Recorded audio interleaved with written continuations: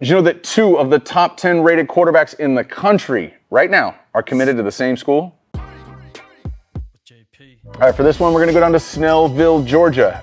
I didn't know that there was a place called Snellville, and I definitely wouldn't have guessed that it was in Georgia. But this is South Forsyth High School taking on Brookwood. Dylan Longeran's the quarterback. All right, let's look at the throw. Dylan right here, got a press fade.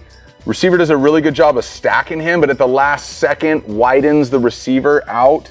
Not a lot of space right here. It looks tough angle, but it looks like it's from like the 20, so you can't just like chuck it up in the air. It's firm with an arc. Keep the receiver on the line that he's on. So once he outside releases and head towards that back pylon, Dylan does a fantastic job of putting there and keeping that receiver on that line. Now, on the night, 28 for 36, 404 yards, 4 touchdowns. This was a bounce back victory for Brookwood as they kind of got handled by Bishop Gorman the week before, but Brookwood has one of the most difficult schedules in the country, respectively. And when you throw for 400 yards, 3 of your receivers often have 100 yards receiving, just like Dylan's did.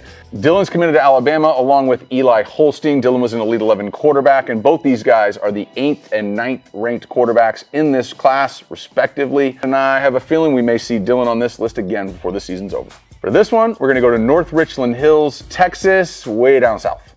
The matchup is Bryan Adams High School. Bryan Adams, is that a high school? Taking on Richland.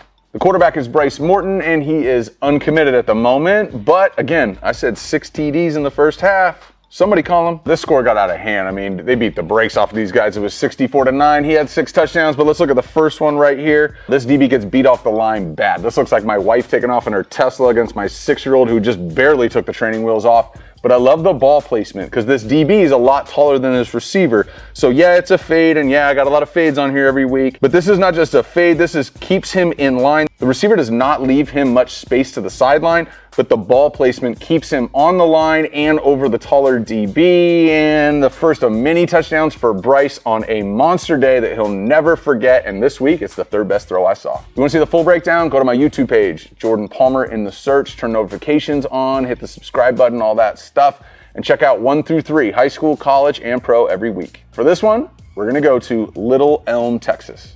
Now I know, this guy's already made the list and it's only week 4, but when you're the Elite 11 MVP and one of the top quarterbacks in the country, we pay attention a little bit closer. That's exactly what we did on this throw by Jackson Arnold from Geyer taking on Little Elm. Now, I get this guy's wide open, but when you're moving left, you're not rolling left, when you flip your hips and your weight is going towards your backside, moving and throwing right to left is really, really difficult. It's really easy to overthrow the guy, putting him too far out in front of the line that he's set. It's also really easy to let it go early and have him slow up and have to high point it. But for this one right here, Jackson Arnold rolls left, flips his hips, finds his guy, and his guy, he doesn't even break stride. His guy just continues to run, pump, pump, pump, pump, pump, pump, pump. Jackson Arnold rolling left, flips his hip, keeps him on stride. I mean, this is the type of throw where it's like if I share my location with you, or better yet, if I drop a pin on Google Maps and tell you exactly where to meet me, he's pushing to his left, lets it go, tells the receiver, run right there. Perfect. Jackson Arnold showing up on our list again. 60-plus yard touchdown rolling left in the first half. The final, Geyer takes down Little Elm 49-21. Jackson has 4 touchdowns in the first half. Go ahead and pumps the brakes, takes a little break in the second. And he's got 17 touchdowns and 1 pick through the first 5 games of the season. And that is the #1 throw I saw this week in high school football.